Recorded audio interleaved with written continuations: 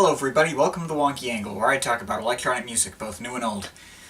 And today, I'm talking about the debut album from 808 State, Newbuild. Oh man, 808 State. I know not a lot of people are going to tune in for this upcoming series, but I've been promising people I am starting my review of 808 State's discography in 2017. Not sure if I'm going to finish it in 2017, depends on how big the upcoming December album storm will be, but we'll have to see. So anyway, let's talk about these guys. Graham Massey, Martin Price, and Gerald Simpson, aka a guy called Gerald. The latter of which deserves a separate series all to himself, but whatever. Martin Price and Gerald Simpson are not in 808 State anymore. There was also Andy Barker and Darren Partington later, but only the former of those is still in it. Right now it's Graham Massey and Andy Barker, but yeah, that's the brief history of the band lineup. So, 808 State are a band I grew up with. They, alongside Metamatics, were the first artist I ever discovered purely by myself instead of from a recommendation from someone I know in real life. They've been a part of my life since, I want to say, 6th grade. That being said, it is a little more complicated than that. See, as people who saw my Craftwork videos know, when I was little, my only venue of discovering music was iTunes, and their recommended artist, and iTunes Essentials playlist. And iTunes don't do either of those anymore for whatever reason, which is a real shame, but I digress. But the point is, Newbuild was not on iTunes at the time, and never has been, and I do not have any sense of personal nostalgia for this particular album as a result. It's all concentrated on their subsequent 4 albums.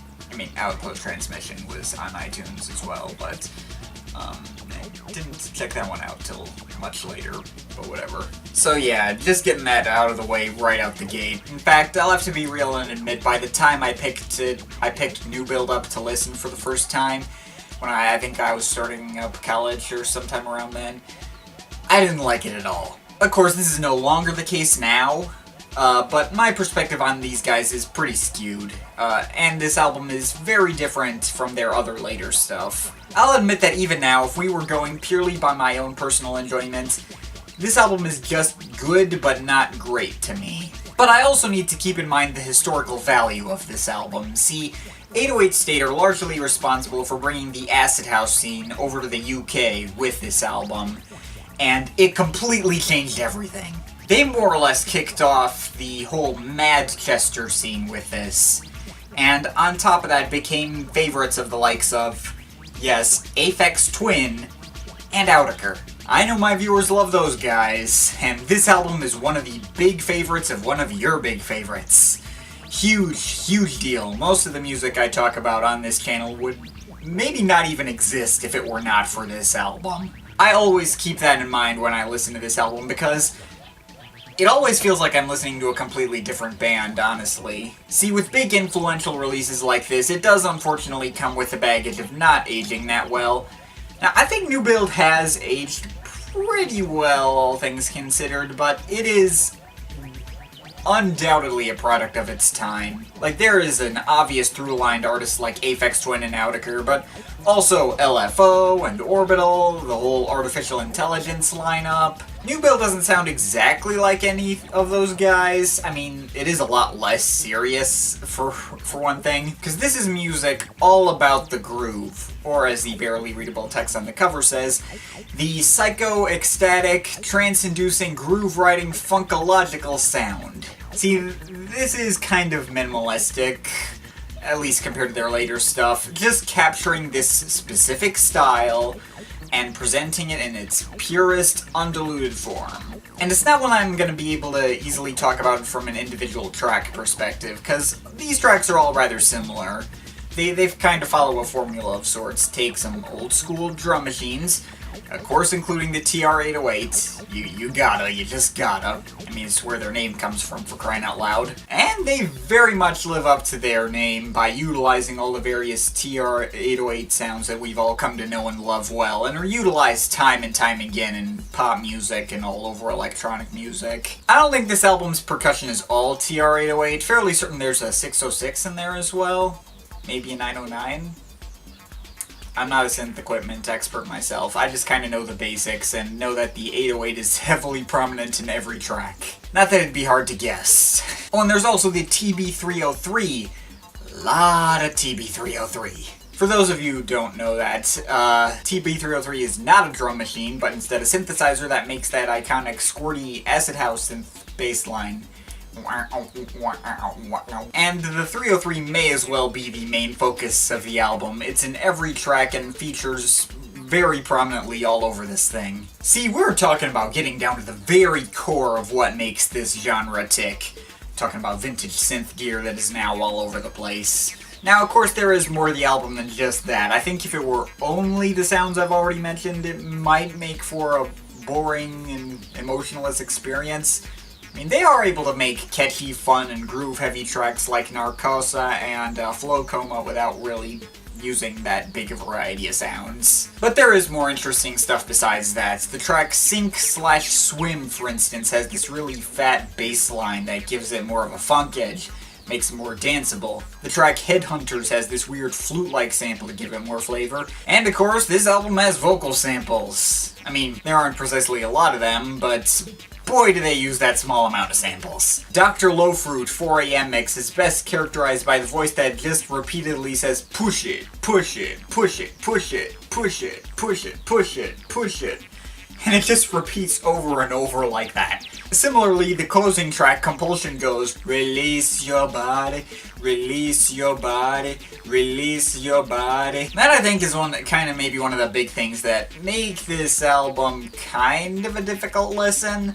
Because it is extremely repetitive. All these tracks basically build up one groove and run with it for like 5 or 6 minutes, or however long the track is. That's not to say there's no progression at all, but there's not much of it. Like, the acid house synths change their modulation, some sounds occasionally come and go, but all these tracks basically end up in more or less the same place they started. Often ending pretty abruptly, too. This did always strike me as one of the biggest weaknesses of the album, but I'm used to 808 State tracks going off on crazy musical tangents, and they hadn't quite developed that style yet. Wouldn't really start to come into their own in that department until their next album, 90, but we'll get into that later. Now, I don't think the repetitiveness automatically kills this entire album, since the strength of these tracks depends solely on the strength of the groove, and of course the groove is consistently pretty great across every track. Every time I hear this album, I always find myself moving along to the beat in some way, whether I like it or not.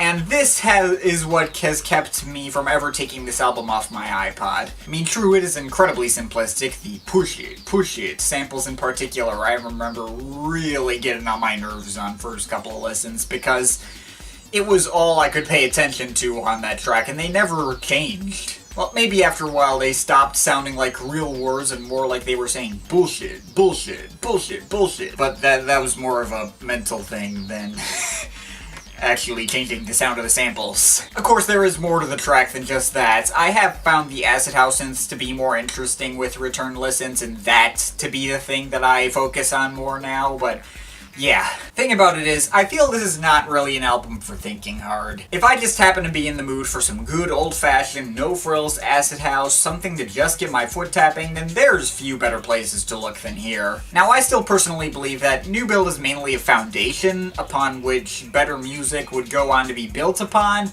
It doesn't quite exemplify itself as among the greatest electronic music has to offer, at least from a 2017 perspective. I think all the other 808 State albums would go on to be so much more interesting and engaging and show them to really nail down their own crazy and silly sound that is so unique to them. This album always came off to me as bare bones in comparison. More of a prototype than a career-defining album, at least to me. But I know there are plenty of people who just really love them some TB303 and TR808, and even if they don't automatically get me to love a track, I'll always enjoy hearing them. It works in its simplicity, and in that you don't have to think hard about it. It just presents this UK acid house sound completely unadulterated, and that's basically it. And as I mentioned, even if it wasn't necessarily career-defining, it was very much era-defining.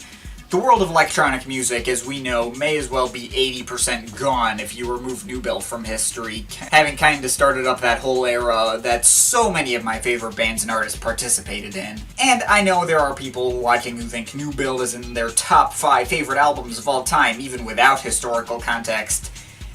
I am not one of those people. It's not the same 808 State that I've known since middle school that put out stuff like XL or Don Solaris, but I still think it's an essential listen, both as an integral part of electronic music history, and as a classic dance album that is still every bit as danceable as it was in 1988. So, overall rating.